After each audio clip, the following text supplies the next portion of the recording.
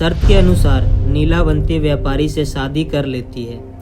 फिर हर रात को उस बरगद के पेड़ के नीचे जाती है और तंत्र साधना करती और पशु पक्षियों की बलि देती है। एक दिन नीलावंती को गांव वालों ने बलि देते हुए देख लिया और सारी बात जाकर उस व्यापारी को बता देते हैं। फिर एक दिन जब नीलावंती रात को तंत्र के लिए निकलती है तो व्यापारी भी उसके पीछे पीछे निकल पड़ता है और तंत्र साधना करते हुए देख लेता है।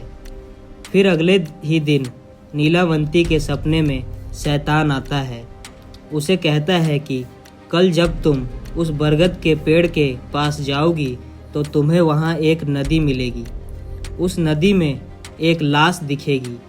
उसके गले में एक ताबीज होगी जो तुम्हें उसके गले से निकाल लेना है और तुम्हें नदी में एक नाव पर एक आदमी दिखेगा जिसे तुम्हें वो ताबीज दे देना है। वहीं से तुम्हें तुम्हारी दुनिया में जाने का रास्ता मिलेगा और ये रास्ता आखिरी चांस होगा तुम्हारे लिए, तो इसे तुम खोना मत। अगले ही दिन नीलावंती बहुत खुश होते हुए उस बरगद के पेड़ के पास रात को जाती है। जब नीलावंती तंत्र साधना करके पशु पक्षियों की बलि दे रही होती है कि उसे वहाँ पर एक नदी दिखाई देती है जिसके किनारे एक लाश बह रही होती है। तो नीलावंती उस लाश के गले से ताबीज निकालने की कोशिश कर ही रही थी कि वो व्यापारी वहाँ आ जाता है और वो व्यापारी कोई व्यापारी नहीं था। जैसे ही व्यापारी वहाँ आता है तो एक शैतानी रूप ले लेता है। नीलावंती ने अभी पहले ही गांठ खोली थी ताबीज की कि वहाँ पर गांव के लोग इकट्ठे हो जाते हैं। ये सब देखते ही गांव वालों को लगा कि ये दोनों नरभक्षी हैं। इससे पहले कि ये हमें मारे, इन दोनों को मार डालो।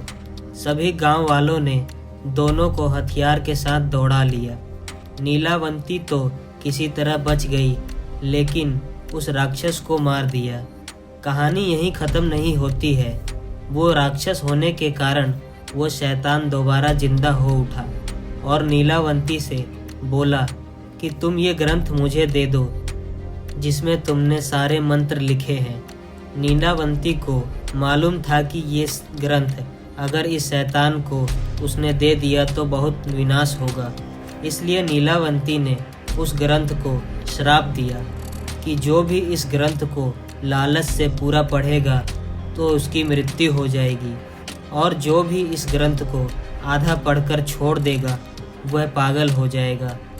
इतना कहकर नीलावंती वहाँ से किताब को लेकर भाग गई। उसके बाद किसी को नहीं पता कि वो कहाँ गई, लेकिन वो किताब एक साधु को मिली। कहते हैं कि ये कहानी नहीं बल्कि एक हकीकत है।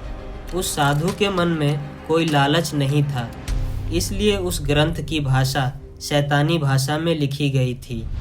वो उस साधु ने उसे लोगों को समझाने के लिए एक सरल भाषा में लिखा।